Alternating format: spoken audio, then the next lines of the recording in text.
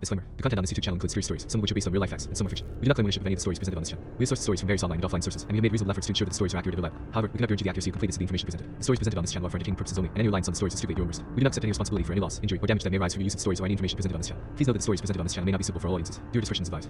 Welcome to Demonic Diaries, the YouTube channel where we explore the darkest corners of the human mind. Join me, your host, as I delve into the pages of terrifying tales and haunting stories. From the depths of hell to the darkest depths of the human psyche, we'll be your guide through the most bone-chilling and spine-tingling stories that will keep you up at night. So buckle up and prepare to be scared, because on Demonic Diaries, every story has a dark side. Don't forget to hit the subscribe button and ring the bell to be notified of new videos.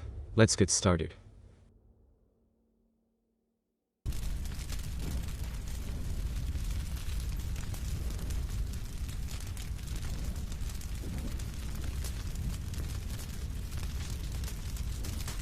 The Road Tour project was a placeholder name for a found footage horror film my friends and I wanted to produce. The script was a producer's dream. Ultra low budget. Great story and characters. Infinitely editable footage. And even if it didn't smash the box office, it was destined to be at least a cult hit. It was the sort of project you can get so excited about that it's easy to get tunnel vision. You start to fail to notice things, you make decisions that maybe you shouldn't have. For my part, I was so excited that I wanted to start filming some B-roll. That meant installing a dashcam in my car and driving around my local area, late in the evening or in the dark of night. I'd been doing it for a few weeks and getting some great shots. I hadn't any idea I could have been putting myself in danger. I was almost done with the B-roll when I found something on the map that I hadn't noticed before. It was a section of land not far away, but surprisingly difficult to access. Off the beaten path was putting it mildly. That meant anything could have been there. I thought that could have been cinematographic gold. That wasn't what I found. If you want to read the backstory, if you want to understand what had made me so excited that I almost lost everything, if you'd like to know what could have possessed me to explore where I wasn't supposed to go, that's all over on my subreddit. I found a place I hadn't explored yet, a pretty big place I didn't even really know existed. It sparked my interest. I collected more B-roll than I needed, but I was also still having fun, so I thought one more trip wouldn't hurt. The section of land was cut off on three sides by a great big curving meander of the river, with no bridges. The other side was cut off by the freeway. The only way to access it was through this long winding road that passed underneath the freeway, and that road itself was hard to access. I could tell from Google Earth that there were still people who went there. I'd see some farmers' fields. That dark green of hazelnut orchards, and a few scattered houses. No towns, no businesses. The freeway was built back in the 60s, and I'd guess if anybody ever had an interest in developing that weird peninsula of land, that interest would have disappeared when the freeway went up. It was sort of like a little lost piece of land, in the middle of a well-populated larger valley. It piqued my curiosity. At any rate, I got in my car, headed out just before sunset, and started recording. Just like I'd done plenty of times before. I started feeling creeped out even before I reached that place. I got turned around a bit even trying to find the access road. Maybe I should have taken that as a hint. I can remember rounding a forested hill and then almost coming to a complete stop when I came to the point where the road dipped below the freeway. It was a low clearance, and there was a large brightly colored sign on the roadway. It was battered and dented, clearly. It had been struck many times by trucks that hadn't been heading the warnings. There were also plenty of high water flood signs, though they weren't relevant that night. Underneath the freeway, where the road dipped down, there was a thin layer of dust. It would have been mud when the road flooded after heavy rains. I could see it rising up the pillars that held up the freeway. It meant that when this flooded, the entire section of land would be inaccessible. Just beyond that was a small bridge over a small creek, no doubt the source of seasonal flooding. It was almost completely dark when I finally crossed under the freeway and over the bridge into that lost land. I was worried if there was anything really good to film it'd be too dark, but more I had this uncomfortable and distinct sense of dread, and I didn't know why.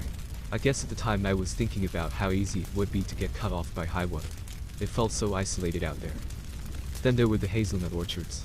They didn't use the same dwarf variety. I think I tried to reason it as maybe these were the first experimental orchards that hazelnut farmers had started planting many decades ago. Or maybe they'd been planted before that variety was developed. The trees here were huge, 40 feet and higher. They were still in rows, but had grown so thick and twisted, roots sticking up out of the ground, branches growing low to soak up every bit of light, that the rows between the trees seemed completely inaccessible. It looked like the Black Forest from some fairy tale horror story. Soon it became too dark to see. For a while, I was reminded of my night drive through that wetland preserve. I suppose whatever heavy equipment the state uses to cut foliage away from roadways wasn't designed to fit underneath the freeway. Grass and bushes grew right up to the shoulder. The road itself wasn't in good condition. though lack of truck traffic seemed to leave the potholes not too bad. There were ruts worn into the asphalt as if it hadn't been repaved since before the freeway went up. The big fat moths were here. They seemed to come out of the brush, attracted by my headlights. What was new was the bats. They swooped and corkscrewed down out of the inky black to snatch up the moths. They seemed reckless and unconcerned about my car, so I started to slow down a little. Weeks earlier I'd hit a rabbit while filming. I hit my brakes, I swerved, yet I still hit it. There just wasn't anything I could have done. Still, I'd felt bad about it. I didn't want to hit anything else. Almost as soon as that memory came into mind I had to slam on my brakes. Something big had started waddling out of the tall grass and directly into the path of my car. I managed to stop just in time and got a good look at the thing right in front of me. At first, I thought it was a feral pig, which I'd never seen before, and I hadn't thought it was an issue in the area. Instead, it was the fattest, biggest opossum I'd ever seen before. I thought at first its size was explained by it being a mother, with a load of babies on her back. Instead, it was just patches where its fur had fallen out and exposed dark sores underneath. It stopped in its tracks and turned to look at me. In addition to the mange, it seemed to have that disease that makes the opossum's eyes go wall-eyed. They were reflecting my headlights and almost seemed to glow this strangely lovely shade of turquoise. They were so bright it was almost blinding. Then, as I watched, the eyes seemed to move. They started to converge inwards, no longer wall-eyed, but looking straight. I swear, it seemed to be looking past my headlights and looking straight at me, where I sat in the driver's seat. It couldn't have possibly seen me, yet I felt sure it was. It didn't move, just stared, blocking me. I've seen possums play dead, but it wasn't doing that. I worried it was in some weird halfway state, induced by my headlights. Just before I convinced myself to try to squeeze around it, it started waddling off into the brush on the other side of the road and disappeared. So I started driving again, but I swear I could hear a sound to my left in the same spot where it had vanished. I think it was growling. I don't think possums do that. I continued on my way, but I'd already had enough. I wanted to turn around and go home, but I was looking for a good open place to do it. I didn't want to risk a 3-point turnaround on such a narrow road. I'd seen several roads go off to either side, and I suppose I could take one of those and just loop around, yet I wasn't quite so desperate to take one yet. The road curved to the right and gently dipped, then sharper to the left, and for the second time I slowed to a halt. Ahead of me was an old antique wooden covered bridge. I'd already found several of them since I'd started shooting B-roll. Back in the 90s, they'd been semi-popular tourist donations. Local towns had celebrated them. There were maps and driving tours. I hadn't read a thing about this one. It should have made this little lost section of the valley kind of famous. Maybe they kept it off the lists because they didn't want the tourists. Or maybe it had a problem with upkeep. Regardless, I started driving across, real slow. There was just enough room to squeeze my car through. Everything was wood, including the driving surface. I guess that's why I didn't see it until I was almost underneath it. I was looking down at the surface. Thick wooden planks, probably oak. Probably from trees chopped down 150 years ago. They should have still been solid, but you'll have to excuse me for being nervous. It was right at the end when I'd almost reconnected with pavement when I looked up. There, at the far end of the bridge, was an effigy hanging from a rope. It sort of looked like a scarecrow, though far more sinister. Denim overalls, farmer's boots, a plaid flannel shirt, work gloves, a bag over whatever formed the head. I didn't see the knot that was tied at the neck, but I assumed it was a classic standard noose. I tried to think of why anybody would want to hang such a thick-looking thing. Some of the people who lived way out in the boondocks liked to fly flags that gave strong implications. It still didn't make sense though. I was sure it was just an effigy, though I have no idea why I was so certain the way it hung just made it look like it only weighed a few pounds. There's no way that could have been a real person. I have no idea what it was actually stuffed with. Straw, newspaper, it doesn't matter. Well, I was firmly spooked either way. I sure as shit wasn't going to drive under that thing and beyond the effigy. I put it in reverse and backed out of that bridge, faster than I'd driven in. The dashcam doesn't show it, it was facing the wrong way, but it felt like the bridge's wooden frame was even narrower than it had been before. A minor annoyance had become a serious challenge. I hardly hesitated though. I came out of that bridge, still in reverse, the green grass and grey asphalt returning in the white light of my reverse lights. I continued on that way, looking over my shoulder, for some amount of time. I had this anxious thought I could come upon another driver heading the other way, or the same way coming from the front. I couldn't keep that up, there was just too far to go with no good spot to turn around. So I finally bit the bullet and did a 3-point turn. First I backed into the tall grass on the shoulder, hearing sticks scraping against my undercarriage. I shifted into drive and this time stuck my front end over the edge of the road, just a bit, just past perpendicular to the direction of the road. Only this time I felt the sick lurch. My front wheels seemed to dip precipitously, like there was a huge drop-off obscured by the grass. I slammed it back into reverse and hit the gas. Being a front-wheel drive, my car spun out for a few terrifying seconds before catching back onto the road. I turned sharply and was facing the right direction again, back toward that access road. As I shifted back into drive, I hesitated just a second. There was life everywhere. It seemed I'd insulted the nature just past the road's shoulders, and now it was streaming out of the grass. Snakes wriggled across the road, giant black spiders, huge beetles that looked like giant cockroaches, and no such thing was supposed to live around here. The moths swarmed, along with brown and black ones, a trillion mosquitoes, swarms of gnats, huge dragonflies, some of which seemed to drag remnants of spiderwebs behind them, reflecting the light of my headlamps. The bats swarmed 2 seconds later, and when I heard a loud thump on the roof of my car, I floored it. I drove way too fast for safety. I wasn't concerned about running over rabbits anymore. Or raccoons or possums for that matter. If I hit something, I'd just deal with the bodywork later.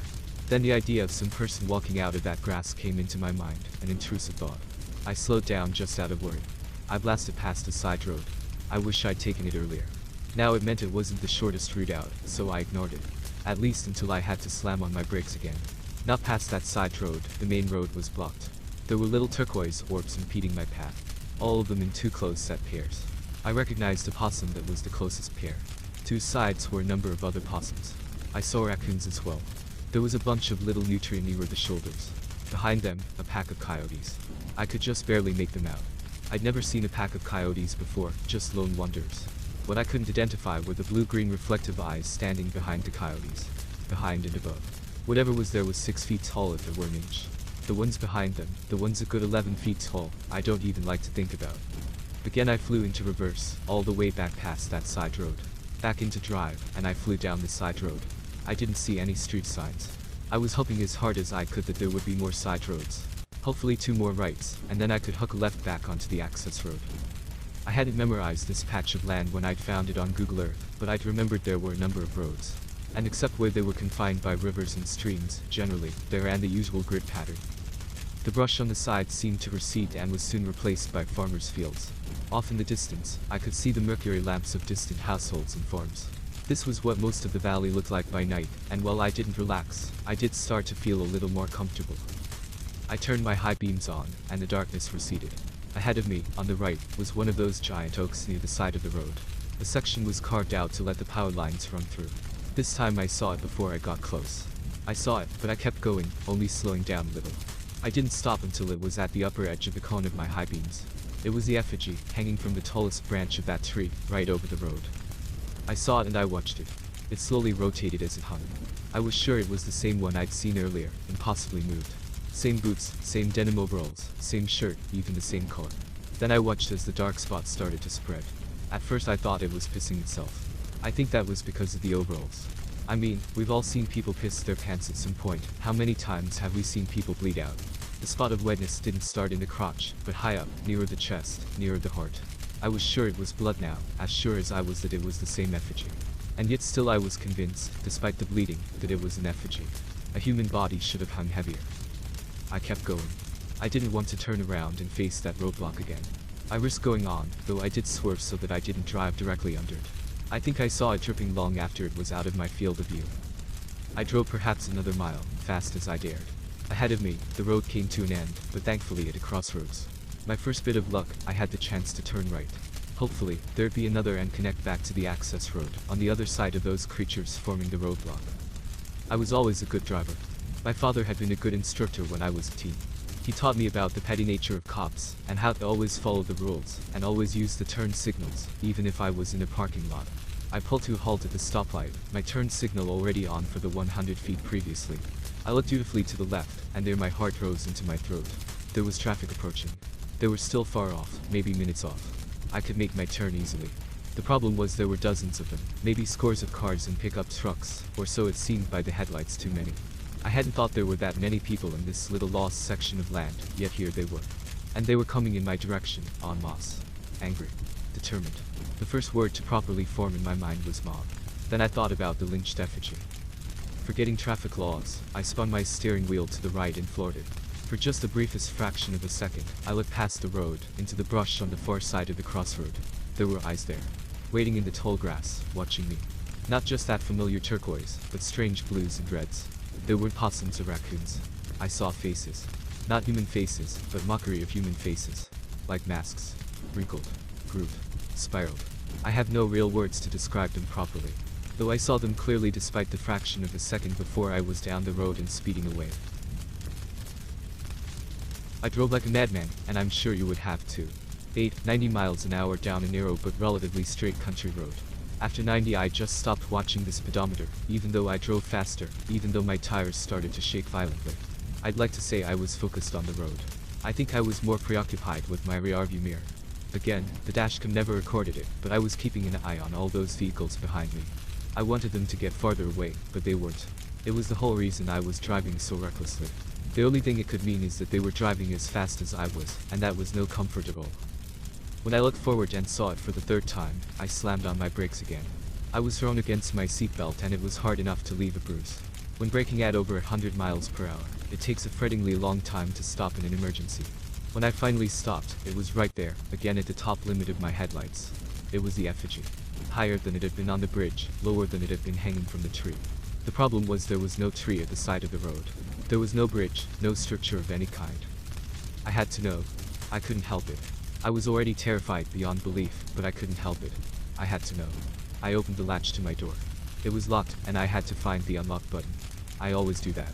I now opened my door and finally smelled the air of this place. It was thick. Warmer than it should have been. It reminded me of petrichor, that heady smell after it first starts to rain after a long time, only more organic, botanical. It smelled like what I imagine the jungle smells like. Not a real jungle. A primitive, ancient, primordial jungle. I opened the door just enough to lean out and look up. I saw that effigy, no windshield between it and my eyes. I saw a stretch of road, lit by my headlights. Then I saw its dark silhouette against a black starry sky. It kept going up and up until I lost it. And above it, nothing to hang from. Only countless distant stars, and nothing else. I slammed the door shut and floored it again. I didn't bother to swerve this time. If it dropped and hit me, then it would hit me. My biggest concern was getting out of that place. My second biggest was doing so before the bright headlights behind me finally caught up. I dared to hope again when I saw crossroads to the right. I was sure this would link up with the access road, and I'd have a way out. I like to think I at least understand the physics of stunt driving, even if I've never done it outside of video games. I took that corner better than any corner I've taken in my life. Hard braking on a straight just before entering the line, taking the line exactly like I pictured in my head, hammering back down on the gas right when I need to, this time heading down the side road. I actually started to laugh. I felt like I'd accomplished something. The laugh died in my throat when I looked in my rearview mirror. I was certain that those other people in other cars couldn't possibly have taken that turn as well as I had. They weren't bothering to. They all turned together, leaving the road entirely. It had turned from a single file line directly behind me to a sort of echelon, each one still pointed straight at me, plowing through some farmer's field. Impossibly, they weren't losing any speed at all. This was the point I started wondering if those were even real headlights. Part of me wishes the dashcam had caught it. Part of me doesn't care anymore. I remember letting out this choking sob when I saw the access road. Seconds later I turned a hard sharp left, and headed back to where the road dipped below the freeway. I started thinking I might actually make it, despite how close those headlights were getting. They weren't really headlights. They had all caught up with each other now and were all one giant mass. They were just behind me now. Close enough it hurt to look in the mirror. My hand shot out and I almost knocked my mirror out of its mount. I saw how they moved though, how they moved with respect to each other. They were like eyes, but not eyes. They weren't pairs.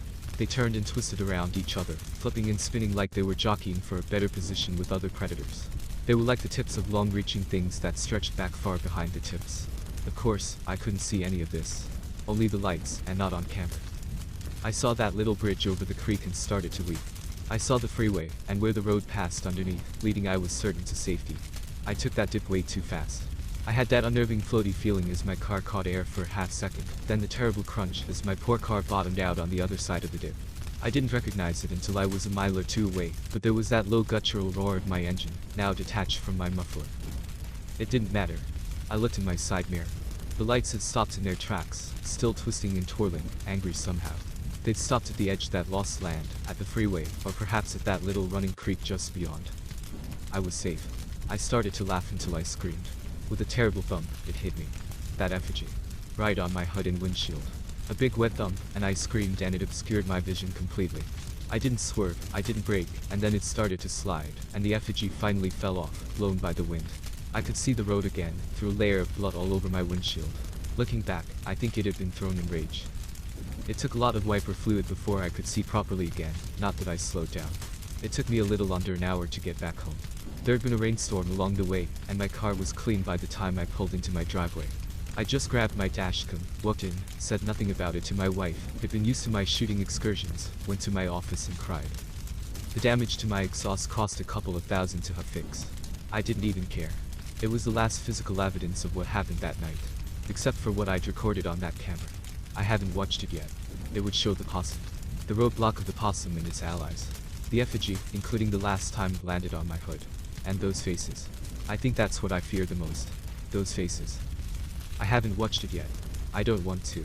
I know I caught them, I don't have to look, and I'm not going to.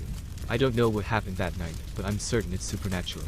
There are no doubt there are a million people who would love to see that footage. It would change everything. I don't want to show it.